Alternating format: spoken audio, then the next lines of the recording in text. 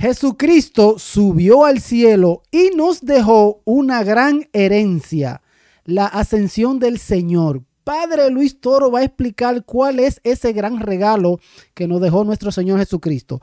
Ojo, le dejaré el link en la descripción del canal El Torito para que usted vaya, le dé like y se suscriba. Haga como yo vea, le da like y se suscribe. Y yo estoy suscrito. Vamos a esto, dale play. Dios nos regala la oportunidad de mirar a la luz de la fe lo que será el final de nuestras vidas. Hoy, cuando celebramos la ascensión, Cristo sube al cielo por su propia fuerza. Teológicamente, la Biblia nos está diciendo que después de haber pasado como cualquier ser humano por la tierra, después de haber padecido, sufrido lo que tenemos que sufrir, unos más, otros menos en la tierra, Jesucristo murió como cualquier persona, como cualquier ser humano, pero nos trae la buena noticia, que hasta ahí no llega la cosa, que continúa, resucita. Y al resucitar, entonces nos muestra a nosotros que tenemos un cuerpo que muere, pero tenemos un alma que sigue viva. Y al resucitar se le presenta a los discípulos para que quede constancia de que el ser humano, cuando muere, a pesar de que lo enterraron, su alma sigue viviendo. Pero hasta ahí no llega la noticia. La noticia de hoy es que luego que Jesucristo resucita, comparte con ellos, a la vista de sus discípulos se eleva al cielo y los bendice,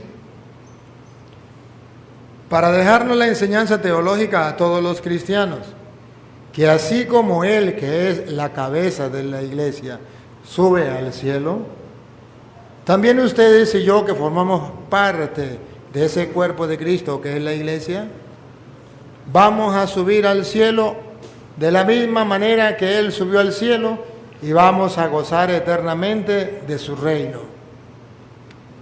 De modo que lo que Jesucristo predicó, Él también lo mostró con hechos.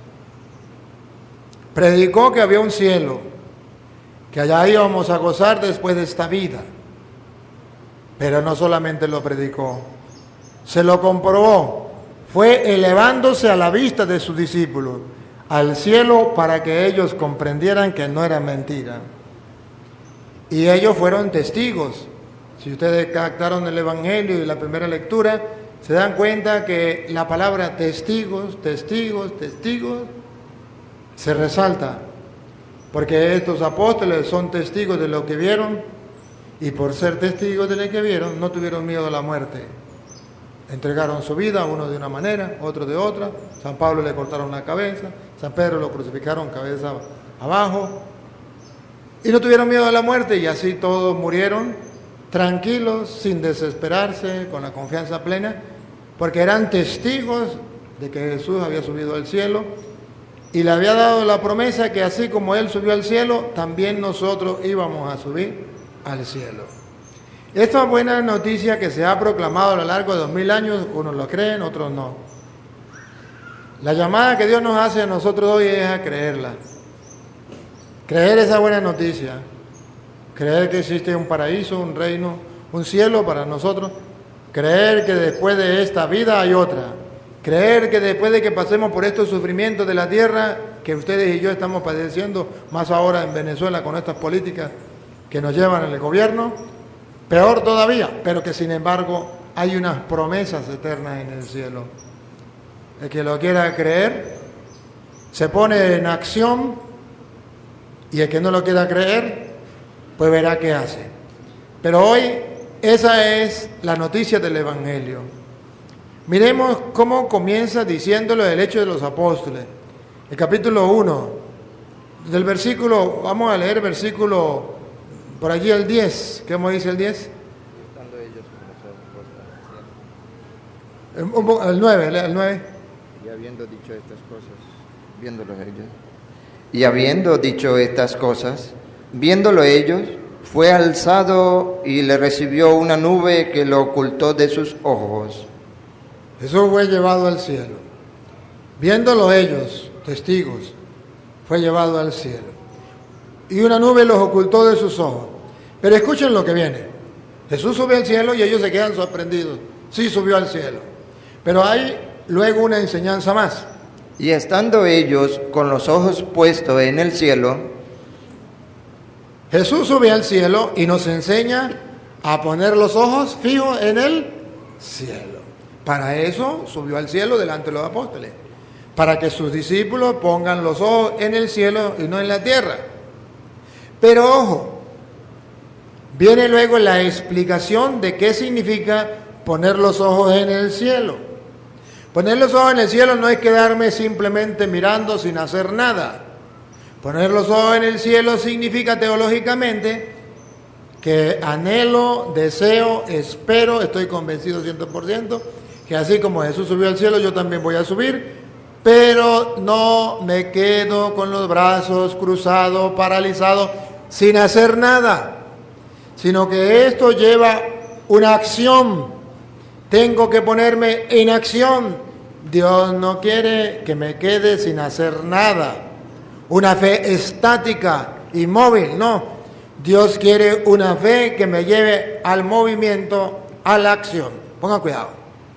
entre tanto que él se iba, he aquí se pusieron junto a ellos 2 varones con vestiduras blancas, los cuales también les dijeron: varones galileos, ¿por qué estáis mirando al cielo? Este mismo Jesús que ha sido tomado de vosotros al cielo, así vendrá como le habéis visto ir al cielo.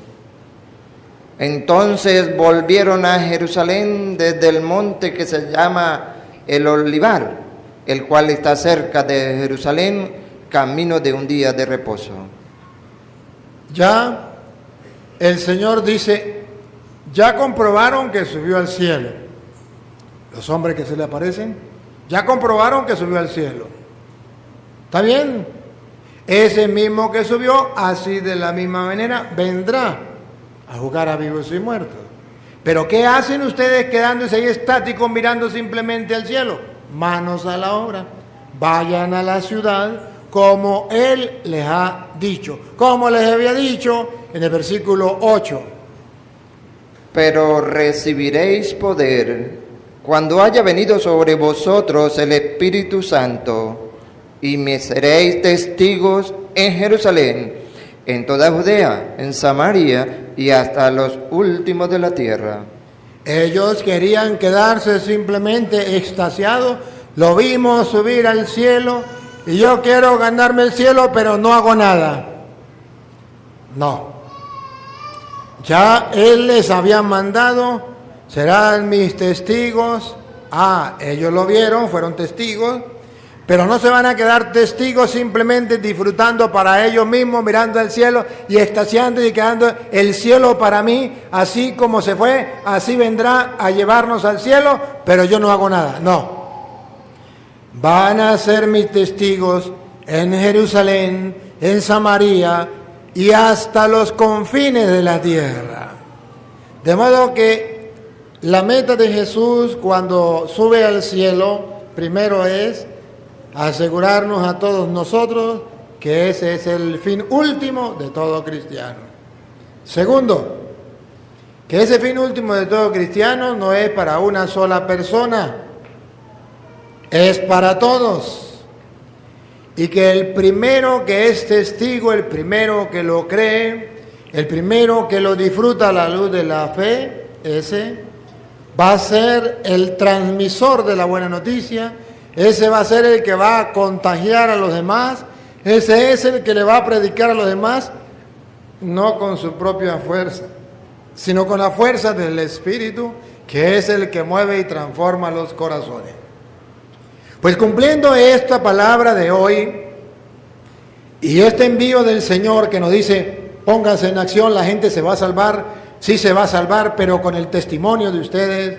Sí se va a salvar con la predicación de ustedes, siendo ustedes testigos, y no dejen de llevar la predicación al mundo entero, no importa quién sea, donde sea, si no puede llevarlo a otros países, lo lleva en su hogar a sus hijos, a su familia, a sus compañeros de trabajo, pero nadie tiene excusa para quedarse con la salvación, con el reino de los cielos, solo para Él, mirando hacia el cielo y nada más. Todos tenemos que comenzar a llevar ese evangelio.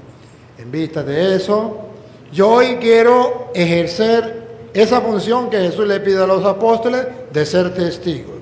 Y trataré de ser testigo de eso que Jesucristo nos dejó en las Sagradas Escrituras, de eso que los apóstoles lo vivieron, predicándole como Él lo mandó, el Evangelio, de modo que ustedes puedan ver con claridad las razones teológicas de lo que fue escrito y puedan anhelarlo, desearlo, gustarlo, saborearlo desde aquí. Miremos cómo lo dice el Evangelio de San Lucas. En el capítulo 24, versículo 46 en adelante, presenta también la ascensión. Entonces San Lucas es el que presenta la ascensión de Jesús al cielo. Lo presenta en el Evangelio y lo presenta en los Hechos de los Apóstoles. ¿Cómo comienza en el Evangelio de San Lucas capítulo 24, versículo 46? Comienza afirmando que todo lo que está escrito se cumple. Se cumplió, se cumple y se cumplirá. Con una finalidad, para que ustedes y yo nos acerquemos a las Sagradas Escrituras con una convicción plena de que todo lo que ahí está escrito va a suceder tal y como está escrito. Lo crea yo o no lo crea. Si lo creo, lo veré. Si no lo creo, lo verán otros. Pero sucederá. Escuchemos. Y les dijo: así está escrito. Ahí está el resumen. Ahí está la clave. Ahí está el detalle, dijo Cantinflas. Repita como dice San Lucas. Y les dijo: así está escrito. Jesús resucitado antes de subir al cielo, les aseguró a sus discípulos que lo que estaba escrito, eso se cumplió. Y se cumplió porque así estaba escrito. Y se cumplió tal y como estaba escrito. Ahí es donde la iglesia pone en alto la palabra de Dios y le grita al mundo: esto es palabra de Dios y no puede fallar. Ahí es donde la iglesia te invita y me invita a leer las Sagradas Escrituras y a poner la fe sólida y firme en lo que ahí está, porque se tiene que cumplir. Se cumplió en Cristo, se cumplió en los apóstoles, se cumple en tu vida y se cumple en mi vida, siempre y cuando lo creamos. Veremos entonces la gloria de Dios. Si no lo creemos, lo perdemos. Pero ahí está escrito. Repita. Y les dijo: así está escrito. Y así fue necesario que el Cristo padeciese y resucitase de entre los muertos. Bárbaro. Estaba escrito que era necesario que el Cristo padeciera, que el Cristo muriera, que el Cristo resucitara de entre los muertos. O sea, hermanos, si eso estaba escrito, se tiene que cumplir. Pero también está escrito que así como Él sufrió, ustedes y yo en este mundo vamos a sufrir enfermedades, traiciones, insultos, humillaciones, calumnias, difamaciones, desprecios, maltratos, golpes. Pare de sufrir. Eso está escrito. No se lamenten el día en que los humillen, el día en que los desprecien, el día en que les llegue una enfermedad, el día en que los calumnien, el día que los traicionen, el día que los golpeen, el día que los metan en la cárcel, el día que hagan con su vida lo que el mundo de hoy hace con la vida de los cristianos. No se amilanen por eso, no se sientan tristes por eso. Eso tiene que cumplir.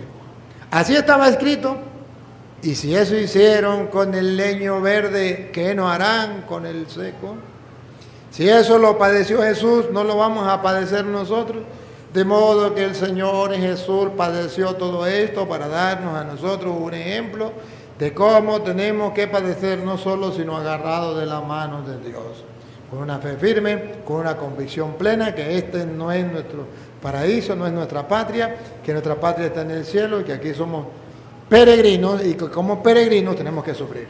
Incluso tenemos que morir.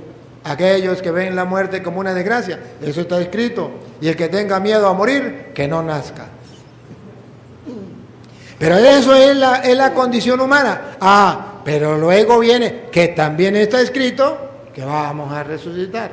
Pero luego viene, y es la noticia de hoy, que no solo vamos a resucitar, sino que vamos a gozar, a disfrutar del reino de los cielos que Jesús nos ganó, nos preparó para nosotros. ¿Y por qué no lo creemos? ¿Y por qué no lo anhelamos? ¿Y por qué no vivimos en ese deseo pleno, constante, todos los días? ¿Qué nos está pasando? Es que los demás no lo hacen, a mí qué me importa. No es que los demás lo hagan o no lo hagan. Yo tengo que saber, creerlo, y todo lo que soporto, porque tengo que soportar, y todo lo que sufro, porque tengo que sufrir, se lo ofrezco a Dios en una convicción plena de que un día pare de sufrir. Un día vamos a gozar eternamente en su reino. Y eso me anima, y eso me conforta. Y que se predicase en su nombre el arrepentimiento y el perdón de pecados. Mientras que estamos en esta vida donde tenemos que sufrir, padecer, donde tenemos que morir, ahí, dicen las Sagradas Escrituras, está la misión, está el trabajo, serán mis testigos en Jerusalén, Samaria y hasta los confines de la tierra. Ahí en medio del sufrimiento, en medio de la angustia, en medio de un mundo tenebroso, en medio de un mundo lleno de olas que parece que hunden la barca y un viento que parece que nos lleva a la contraria, sin embargo, ahí tenemos que predicar el Evangelio, la buena noticia del reino, y segundo, y la conversión de los pecados. ¿Y qué significa eso? Que en medio del mundo en que vivimos ninguno se escapa de ser pecador, que todos somos pecadores y que entonces no tenemos que poner la lupa en que somos pecadores, sino poner la lupa en que Dios nos invita a la conversión. Que yo no tengo que escandalizarme si Petronilo pecó, si Petronila falló, eso no me escandaliza a mí. Yo sé que son pecadores los seres humanos, lo que mi trabajo, en vez de escandalizarme y en vez de ser portador de la mala noticia como las moscas que van portadoras de la caca, ser capaces más bien de ser como la abeja, de portar la miel. En castellano, de portar el mensaje de salvación para el perdón de los pecados, el mensaje de reconciliación, el mensaje de la misericordia, el mensaje de tranquilidad, de paz y de esperanza para el pecador, que por cierto el diablo lo acongoja y lo entristece por el pecado y lo humilla, pero que Dios viene a redimirlo, a salvarlo del pecado, y que ustedes y yo somos instrumentos de Dios, predicando la conversión de los pecados. O sea, que seamos capaces de encontrarnos con el pecador y no decir, ¡qué escándalo! Mira lo que hizo. Sino encontrarme con el pecador y decirle, ánimo, hijo, Dios te perdona. Dios te llama a cambiar. Dios te invita a recibir el sacramento de la confesión, del perdón de los pecados, para continuar una nueva vida. Eso es lo que falta en el mundo de hoy.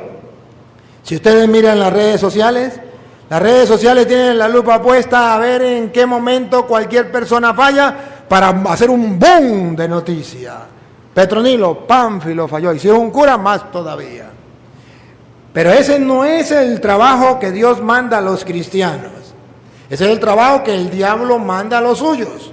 Pero el mensaje que Dios manda a los cristianos es ir a predicar la conversión de los pecados. Allá donde está ese boom, donde la gente pone la mirada en la equivocación, en el error del hermano, ustedes y yo no debemos hacer como la mosca, poner la mirada ahí, sino como la abeja, poner la mirada en la miel, que es la misericordia de Dios, y llevarla a ese lugar, a ese corazón, y decirle, ánimo, tú sí puedes. No importa el pecado que hayas cometido, ni las veces que lo hayas hecho, lo importante es que mire que hay un Dios que te ama, que no vino por los justos, sino por los pecadores. Pues no son los sanos los que necesitan de médicos, sino los enfermos. Y ayudar a levantarlo y darle mi mano, tenderle mi mano, con palabras, con hechos, con el perdón, con la misericordia, si incluso me falló a mí. De eso se trata entonces la buena noticia. Y ese es el camino que, según dice Cristo, y no puede fallar, está escrito y así tiene que suceder antes de que podamos ganarnos el cielo. Esos son los pasos que tenemos que seguir para ir con Cristo al cielo. Pues así está escrito. Y vosotros sois testigos de estas cosas. Y nosotros no podemos quedarnos como si nada pasara. Somos testigos. Y somos testigos significa que tenemos que actuar. Somos testigos, tenemos que predicar. Somos testigos significa lo hemos vivido, lo hemos creído y tenemos que hacerlo vivir a otros, creerlo a otros y disfrutar a otros de lo que yo disfruto. He aquí, yo enviaré la promesa de mi Padre sobre vosotros. ¿Por qué dice Jesús eso? Porque para nosotros, hermanos queridos, es una carga pesada o es algo difícil, casi imposible mirándolo humanamente. Eso no se puede hacer humanamente. Entonces Jesús dice, no se preocupe que yo le voy a enviar la promesa del Padre. Pero quedaos vosotros en la ciudad de Jerusalén. Le va a enviar la promesa del Padre, que es el Espíritu Santo. Pero condición, quedaos vosotros en la ciudad de Jerusalén. Teológicamente, ¿qué significa la ciudad de Jerusalén? Donde estaba el templo, donde era el encuentro con Dios del pueblo. Teológicamente significa, si quieren recibir las fuerzas del Espíritu para ser mis testigos, no se aparten de la oración. Jerusalén es sinónimo, es símbolo de la oración, del encuentro con Dios, porque era el centro del culto judío. Y ahora nosotros entonces, cuando dice no se aparte de Jerusalén, traducido al castellano para nosotros significa, si verdaderamente quieren recibir las fuerzas del Espíritu Santo, ser mis testigos y ganarse el cielo, no se aparten de la oración. Esa es Jerusalén. Hasta que seáis investidos de poder desde lo alto. Y es ahí. No en el primer día en que usted ore ya va a recibir esa fuerza y esa sabiduría y esa luz del Espíritu Santo. No, Señor. Tiene que perseverar hasta que el Espíritu Santo le dé ese don. Y los sacó fuera hasta Betania, y alzando sus manos, los bendijo. Y aconteció que bendiciéndoles, se separó de ellos y fue llevado arriba al cielo. Entonces aquí está la buena noticia. Se separó de ellos y fue llevado al cielo. Jesucristo se separa. ¿Por qué dice se separa? Porque Él es la cabeza y nosotros su cuerpo. Y al subir, subió Él, se separó, pero luego su cuerpo tendrá que subir a donde subió la cabeza, porque somos parte de Él, parte de Cristo, y Él es nuestra cabeza, y al Él subir al cielo nos asegura a nosotros que también nosotros vamos a subir. Por eso ustedes verán que Pablo le escribe a los Efesios, capítulo 1, versículo 17 en adelante, San Pablo le va a escribir que Dios ha hecho grandes regalos y nos ha dado grandes riquezas que la gente no logra pensar. Como son riquezas espirituales, regalos espirituales, la gente no lo valora, la gente no lo descubre, pero que sin embargo Dios nos lo ha dejado a nosotros. Y luego viene terminando a decir que precisamente toda esa riqueza que dejó en Cristo Jesús, que es la cabeza, también la ha dejado en su cuerpo, que es la iglesia, la plenitud del que lo llena todo en todo. Vean cómo San Pablo viene a mostrar la riqueza que Dios dejó en Cristo Jesús, que es la cabeza, pero luego dejó en continuación en su cuerpo, que es la iglesia, y ahí lo llena Dios todo en todo. Escuchemos. Para que el Dios de nuestro Señor Jesucristo, el Padre de gloria, os dé espíritu de sabiduría. Está pidiendo que Dios nos dé a cada uno de nosotros espíritu de sabiduría. Saber, el conocer los planes de Dios, los misterios de Dios, para el plan salvífico de Dios, que nos dé la sabiduría para poderlo captar, para poder descubrirlo, nos dé sabiduría. Y de revelación. Y no solamente nos dé la sabiduría, sino que nos revele, podamos quitar el velo que nos oscurece o que nos obstaculiza para ver las promesas de Dios, para ver el reino que nos espera, la vida eterna que nos espera, la resurrección, y que así como Cristo subió, nosotros también vamos a subir. O sea, que nos dé la sabiduría y nos quite el velo, nos dé la revelación, podamos ver sin nada de oscuridad, sino con toda claridad. En el conocimiento de Él. Que podamos conocer a Dios. Desconocer las Escrituras es desconocer a Cristo. Conocer las Escrituras es conocer a Cristo. Conocerle a Él. Alumbrando los ojos de vuestro entendimiento. ¿Escucharon? Pablo pide a Dios que alumbre los ojos de nuestro entendimiento. Para que sepáis cuál es la esperanza. Cuando nos alumbra el entendimiento, podemos ver el futuro, la esperanza, lo que anhelamos, lo que deseamos, lo que esperamos. O sea, las promesas de Dios escritas en las Sagradas Escrituras, que nosotros la miramos para allá y nos proyectamos allá y decimos, ese es el fin último, allá quiero llegar. Pero dice Pablo, pedimos a Dios que nos dé la sabiduría y la revelación del entendimiento para poder ver eso, para poder ver la esperanza con claridad, para no dejarnos llevar solamente por lo material a donde alcanzan nuestros ojos, sino proyectarnos más allá, abrir los ojos de la fe y mirar las promesas, el reino, donde Cristo vivió, donde Cristo subió, allá quiero subir, donde Cristo reina, allá quiero reinar, y con certeza, sin miedo, sin temor.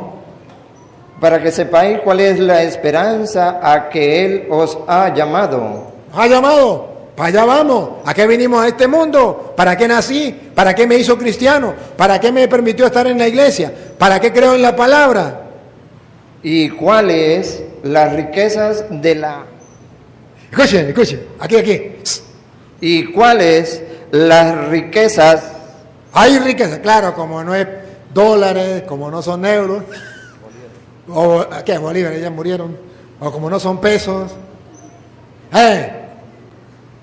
Como no es eso, la gente no se da cuenta que es riqueza. Como no es oro, la gente no se da cuenta que es riqueza. Pero Pablo dice, quite, no estoy hablando materialmente, estoy hablando de unas riquezas espirituales que tenemos los creyentes, que tenemos los cristianos, pero que el mundo nos quiere robar y que a veces olvidamos y botamos esos tesoros y los cambiamos por otras cosas. Repítalo.